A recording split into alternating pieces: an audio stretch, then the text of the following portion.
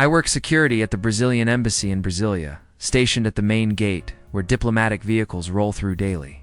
Last month, an American trade delegate arrived for scheduled negotiations, stepped out of his SUV, and immediately handed me his briefcase.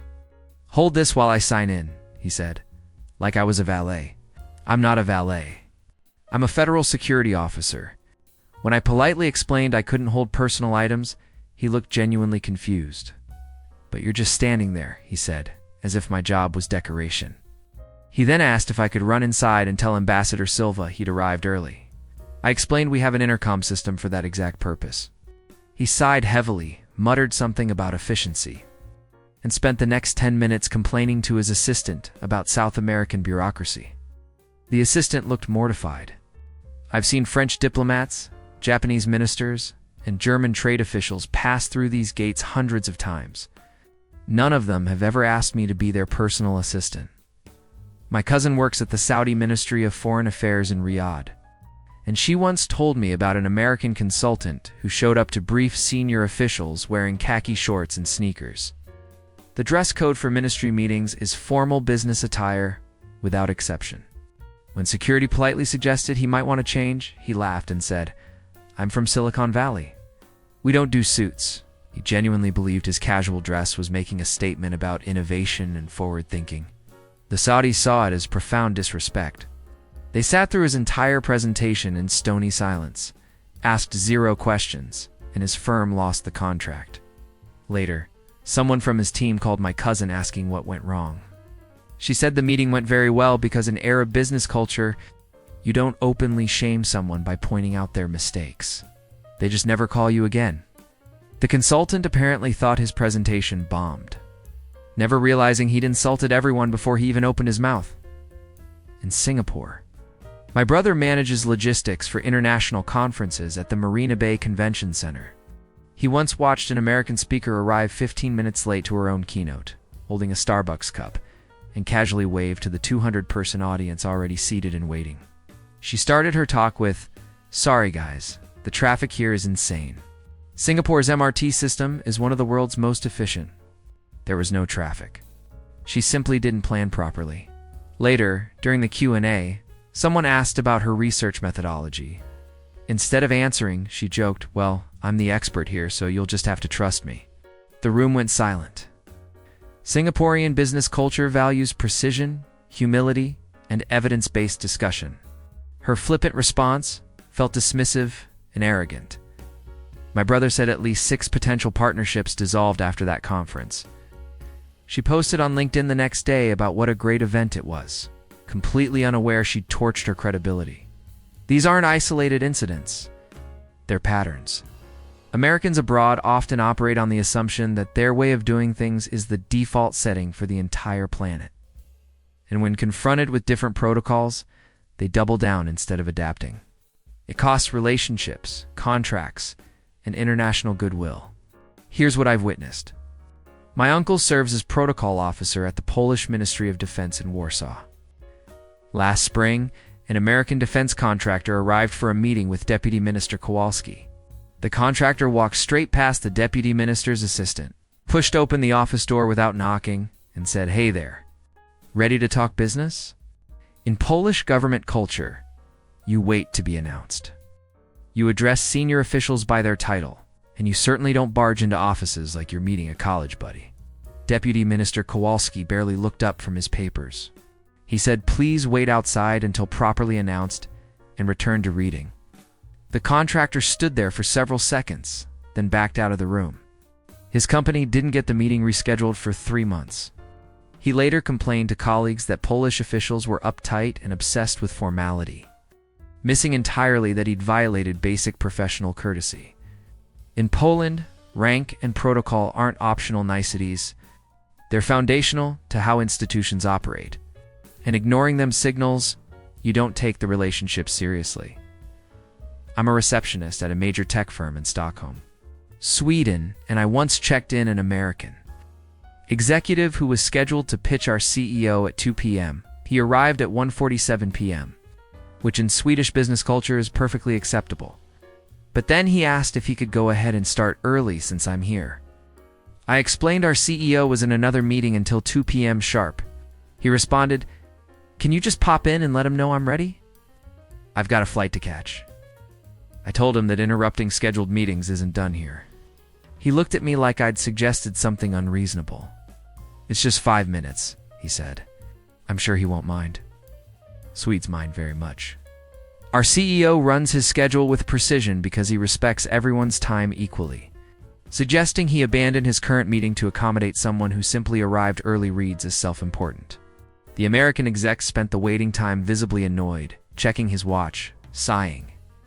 When the meeting finally started at 2 p.m. exactly, his impatience was noted. We didn't sign the partnership. He assumed we were rigid and inflexible. We thought he didn't understand how professional time management works. My sister is a translator at the Turkish Ministry of Culture in Ankara. During a recent arts exchange negotiation, an American cultural attaché kept interrupting the Turkish director mid-sentence to clarify points. Interrupting senior officials is aggressive and disrespectful. You wait for natural pauses or for the speaker to invite questions. The attaché seemed to think he was being helpful and engaged. "Just want to make sure we're on the same page here," he'd say, cutting off the director's explanations. After the third interruption, the director simply stopped talking and waited. The silence lasted nearly 20 seconds. The attaché, not reading the room, filled it with, "So yeah, anyway. What I'm thinking is," the director then said, very calmly, "I will finish my thoughts, and then you may speak." The rest of the meeting was ice cold. Later, the attaché told my sister he felt the director was difficult to work with and not open to dialogue. My sister gently suggested that perhaps interrupting wasn't interpreted as dialogue in Turkey. He replied, "In America, interrupting means you're interested." He genuinely believed his cultural habit was universal, and that the problem was Turkey's inability to appreciate his engagement style. I work at the Norwegian Ministry of Trade in Oslo, processing visa applications for business visitors. An American consultant once submitted paperwork for a work visa, but half the required documents were missing. When I contacted him to explain what was needed, he said, "Can't you just approve it anyway? It's urgent." Norwegian bureaucracy doesn't do shortcuts. The rules apply equally to everyone, and our system is built on trust that everyone follows the same procedures. I told him I legally couldn't process incomplete applications. He responded, "Come on, I'm sure you can make an exception." "I'm flying out Tuesday," and I repeated that exceptions don't exist in this context. He accused me of being deliberately unhelpful and threatened to contact the American embassy. I said that was his right, but the embassy would tell him the same thing. He hung up. 2 weeks later, he resubmitted with all the documents, but then complained in an email that Norwegian processes were unnecessarily complicated and designed to frustrate foreign business. The process is the same for everyone. We have these requirements for legal and security reasons. His assumption that rules should bend for American convenience revealed a deep misunderstanding of how egalitarian systems function. I manage a traditional restaurant in Hanoi, Vietnam, where we serve family-style meals meant to be shared. An American tour group came in, and when the dishes arrived at the center of the table, one man immediately grabbed the largest platter and started piling food onto his own plate. In Vietnamese dining culture, the eldest person or the host serves first, and you take small portions so everyone gets to share. His behavior was shocking. The grandmother at the next table watched him with visible disapproval. His tour guide quietly tried to explain the custom, but he waved her off. "We paid for the meal, didn't we?" he said. "I can eat however I want." It's technically true, but deeply inconsiderate in our cultural context. Later, he complained that his beef dish was too small, even though he'd taken nearly half the platter in his first serving. He demanded more at no extra charge, as if portion sizes were negotiable. When I explained our pricing and serving customs, he rolled his eyes and said, "In America, the customer is always right." I replied that he wasn't in America. He left a 1-star review calling us hostile to tourists. We're not hostile. We just expect diners to respect the cultural context of the food they're eating. My brother works the counter at a bakery in Copenhagen, Denmark, where customers typically take their time deciding. Ask questions about ingredients and engage politely with staff. An American businessman rushed in during morning peak and snapped coffee. Large, black, fast. Greeting, no please. When my brother started to explain our coffee sizes, the man interrupted with, I don't need the whole menu. Just make it quick. Danish service culture emphasizes mutual respect. We're not servants. We're professionals providing a service, and we expect basic courtesy. My brother made the coffee efficiently, but the man tapped his credit card on the counter impatiently the entire time. When my brother handed it over, the man didn't say thank you, just grabbed it and left. This happens with American customers far more often than others. There's an assumption that speed and efficiency trump politeness, or that service workers don't deserve the same social niceties. Later that week, the same man returned and complained that his coffee had been wrong. My brother checked the order log. It was exactly what he'd asked for. But because he'd rushed the interaction and refused to let my brother explain options, he ended up with something he didn't actually want, then blamed the staff for his own impatience. I'm a sommelier at a wine bar in Buenos Aires, Argentina, and I once served an American couple who asked for wine recommendations. I suggested a Malbec from Mendoza, explaining its profile. The man cut me off mid-description. Yeah, just bring us something good, and not too expensive. In Argentine dining culture, wine selection is an art, and sommeliers are respected for their expertise. Dismissing my explanation felt insulting. I brought them a mid-range bottle. After one sip, the man called me over and said, "This isn't what I expected. Can we get something fruitier?" I asked what he'd been expecting, since he'd refused to hear my initial description. He said, "I don't know, just something better." He wanted me to read his mind while simultaneously not wanting to listen to my professional guidance. I offered another bottle, this time more fruit-forward but pricier. He tasted it, shrugged, and said, "I guess this works." At the end of the meal, he left no tip, which in Argentina isn't mandatory, but is customary for good service. His wife apologized quietly as they left, clearly embarrassed. The man had treated the entire experience like a transaction to be rushed through, rather than an opportunity to learn about Argentine wine culture. He got what he paid for, but missed everything that makes dining here meaningful. My cousin works at a cafe in Kyoto, Japan, where tea service is ceremonial and deliberate. An American tourist came in and ordered matcha. My cousin began the traditional preparation, which takes several minutes, whisking the tea properly. The tourist watched for about 30 seconds, then said, "Can you just make it faster? I have a temple visit at noon." In Japanese tea culture, the preparation is part of the experience. Rushing, it misses the entire point. My cousin explained gently that proper matcha takes time. The tourist responded, "I just want the tea, not the whole show." She proceeded to scroll her phone while my cousin finished. When the tea arrived, she took 2 sips, declared it too bitter, and asked for sugar. Adding sugar to ceremonial matcha is like dumping ketchup on Wagyu beef. My cousin politely explained that matcha isn't typically sweetened in traditional preparation. The tourist said, "Well, I'm paying for it, so I can have it however I want." Technically, yes. But she paid for a cultural experience and then demanded it be stripped of all cultural meaning, customized to her American palate, and served at fast food speed. She left the tea mostly unfinished and wrote online that Kyoto cafes were pretentious and not customer-friendly. She wanted Japan to be a theme park version of itself, not an actual place with its own deep traditions. I'm a train conductor on the Shinkansen between Tokyo and Osaka, Japan, and I once had an American passenger board at Tokyo Station with luggage that exceeded our size limits. When I politely informed him he'd need to store it in designated areas, he said, "It'll be fine here," blocking the aisle. I explained other passengers needed to pass safely. He replied, "The train's not even full. What's the problem?" The problem is that Japan's rail system operates on strict safety and efficiency standards. Rules exist for everyone's benefit. When I insisted he move the luggage, he became agitated. "I've ridden trains all over Europe with this bag," he said, as if European standards applied here. He genuinely believed his previous experience in other countries meant Japanese regulations should accommodate him. Eventually, he moved the bag, but spent the rest of the journey complaining loudly to his companion about inflexible Japanese service.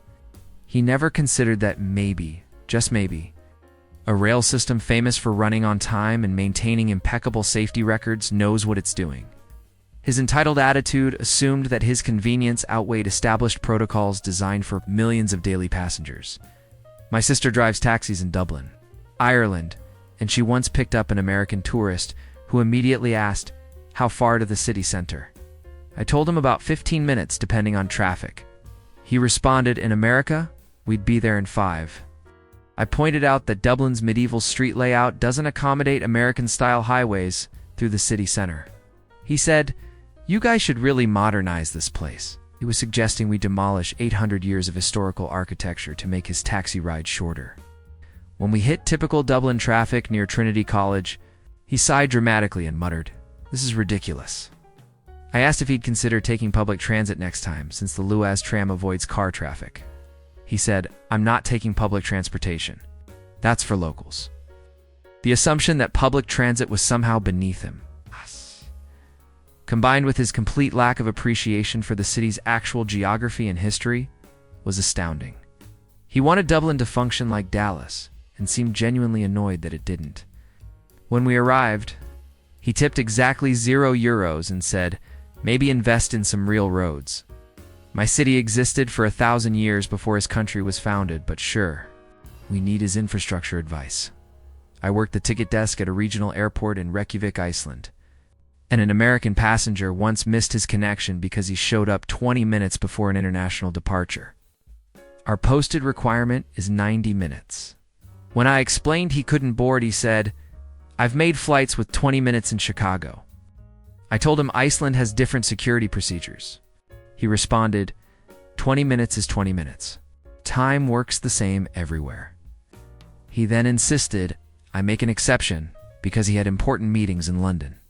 I explained that security checkpoints, customs procedures, and boarding protocols weren't flexible.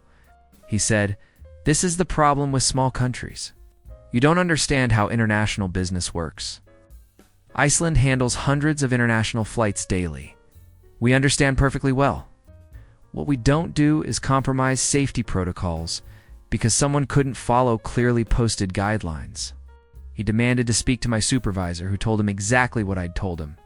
He then spent 15 minutes arguing that American efficiency standards should be the global baseline. He missed his flight, rebooked at his own expense, and later wrote a complaint claiming we were deliberately unhelpful. We were enforcing the same rules we enforce for everyone. His assumption that his experience in America somehow trumped our national regulations was remarkable. My brother works at a language school in Barcelona, Spain, where we offer Spanish immersion courses. An American student enrolled in our intermediate class, but refused to speak Spanish during activities. When instructors encouraged him to try, he'd say, "Can we just do this in English? It's faster." The entire point of immersion is practicing the target language. He complained that instruction was too hard because we conducted classes entirely in Spanish. That's what immersion means. He then suggested we offer an English track for American students who found Spanish challenging. We already do. It's called the beginner class. He insisted he wasn't a beginner because he'd taken Spanish in high school, yet he couldn't maintain a basic conversation. When our director explained that intermediate immersion required attempting to speak Spanish even when difficult, he said, "In America, if something's not working, you adjust it." He wanted us to restructure our proven teaching methodology to accommodate his unwillingness to feel uncomfortable. He dropped out after 2 weeks and posted a review claiming, "We weren't supportive of students with different learning styles. His learning style was avoiding learning. That's not a style we support." I'm a protocol advisor at the New Zealand Ministry of Foreign Affairs in Wellington, and I've watched this pattern repeat for decades. American diplomats, business leaders, and visitors arrive convinced their cultural norms are universal. And when they encounter different systems, they interpret the difference as inefficiency rather than legitimate alternative approaches. They don't ask why things work differently. They don't consider that other countries have centuries of cultural reasoning behind their practices. They simply assume their way is correct, and everyone else needs to catch up. Last month, I briefed an American trade delegation about Māori cultural protocols before their meeting with indigenous business leaders. I explained the Hanai greeting, the importance of formal introductions, the concept of manakatanga. One delegate interrupted to ask, "Do we really need to do all this? Can't we just get to the business part?" I told him these protocols were the business part. Building relationships through proper respect is how deals happen here. He looked at his watch and said, "We've got 3 other meetings today.